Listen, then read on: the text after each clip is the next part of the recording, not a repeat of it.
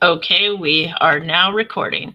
So I am trying a new software, and so this video is going to fall under the category of how to YouTube. And you're going to see that I am trying out something called Streamyard. I'm using Streamyard because you see that little duck up there in the corner. If you want to use Streamyard, it's totally free to use. But if you don't want this little duck up here in the corner, you can pay, I believe it's like $45 a month to remove that duck and then to maybe put your own logo there.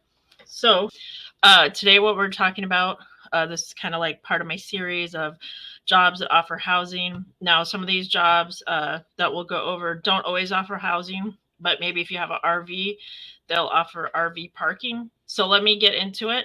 I just have a quick slide to show you, but before I do that, I'm not advertising StreamYard or anything like that. I just happen to be using it today to see how it works. I watched a video, which I'll link below, that explains how to use StreamYard. So you'll see it's totally easy to use. You can watch the video, learn how, and then you can go to their website. It's all done online. It's not a software you have to really download. And then what we'll do today is just briefly go over some of the topics that I wanted to talk about. The topics, like I said, are about jobs that we sometimes call either seasonal jobs, jobs that offer housing. I call them nomad jobs because they involve travel for, work at a place for a couple of months here and there. I think I talked about before people who sometimes work at a campsite for the summer, and then maybe during the winter they work at a ski resort. So those could be in totally different locations. You only have the job temporarily for a couple of months. And then, when the season ends, and you're interested in maybe coming back and working the following season, usually those jobs will give preference to people who have already worked there, because then that way they don't have to do any additional training. They don't have to go through the whole hiring process all over again. You already know what to do, so they're willing to hire you back for the following season. So what I will do today is just kind of go over briefly a couple slides. And so, like I said, we're just, the reason I'm using this software today is so that I can show you slides and screenshots and things. So let's go ahead and bring this up. I've got it, let's see, right here. Okay, so basically I made this list, and since it's on the screen now, you can go ahead and take a screenshot if you're watching this now from home and you want to save it for later. But I went over some job ideas, and of course I'm going to read through this. You can read through it yourself, but I'm going to leave it here on the screen so you can kind of get an idea of what we're talking about.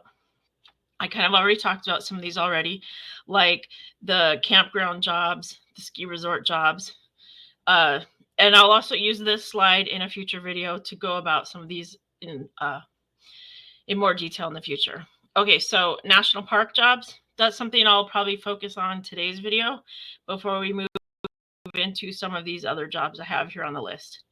Now, I did list tour guide down here at the bottom because some of these things you might think, well, how can I be like a kayaking tour guide or a white river rafting tour guide if I don't even know how to do those things, or I don't even know how to swim? So, you can just kind of cross those off the list, because if this isn't something you know how to do, like being a scuba instructor, then these jobs, just forget about these jobs. Okay, but what I wanted to do was kind of come up with a list of jobs that people can do, that you maybe only do them a few months out of the year for when the season is right, for when it's not too cold. A lot of times, like these kayaking jobs, you might do kayaking just during the summertime. So I did put them on this list. We'll go over the list a little more in detail. But you'll also notice here I listed a job, fishing jobs in Alaska. Okay, so some of you are thinking like, well, I don't want to like work on a big, huge fishing boat. I mean, that, I have to like cut fish all day.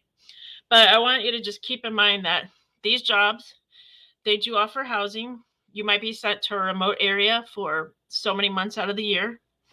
But there are other jobs that are available in those locations. They don't just involve having to chop up fish or catching fish or bringing fish into a net or whatever goes on there. There's jobs that are like administrative type jobs. So they need people there to basically, do the paperwork, keep track of like HR stuff and how many hours everyone put in. They need someone to process the payroll. So there are other jobs that you could work there and you would be basically living there in the housing that they provide. Maybe not living on a ship, but living on some sort of housing that they provide in Alaska in a pretty remote area, and just doing like office type work. So that's the reason I put it here on the list. Okay, so we're going to skip ahead to where I put national park jobs, or jobs that are working at some resorts. And for that, let me bring up, I'm going to put this here. And I will also share what this website is that I just brought up, because you can go and look at this on your own. And if you follow along with me, I'm going to just show you some of these things here. So let me just click on working for the Grand Canyon Railway and Hotel in Arizona. And the reason I'm going to show you this is because if you look, okay, there's a railroad train. Looks exciting. But what you've got here is one of the very first things it says is the Grand Canyon Railway does not offer room and board. So you might think, okay, well, then this job isn't for me because I need a place that's going to offer some temporary housing. But, it does show you that they do offer discounted meals. So if you were working there, lived in the area or something to that effect, you could get breakfast for $4, dinner for $7. So I'm going to kind of back out of this screen because we might see, okay, well, this doesn't offer room and board, so let me go back. How about this Glacier National Park in Montana? Let's click on that, see what they have to say. So, I'm going to scroll down, and one of the first things you see is housing, and it tells you all about the housing that they offer. Also down here, it also mentions meals. But for housing, you can see basically you're looking at some bunk beds. Obviously, you're going to have to share a room with some people. But they give you an idea that, yes, they do offer housing. So if you were to work at this resort, I'm sure there's lots of other benefits besides just getting to live at a national park or resort. When it's your days off, you can hike and do all the things that you could do at this Glacier National Park in Montana. I'm sure there's fun things to do there. And part of the whole reason they're going to be offering housing and meals is because you are probably in a remote area where there isn't a town nearby to go buy your groceries, or they don't offer housing like apartments or homes for people in the local area to actually work at that resort. So that's why they offer housing.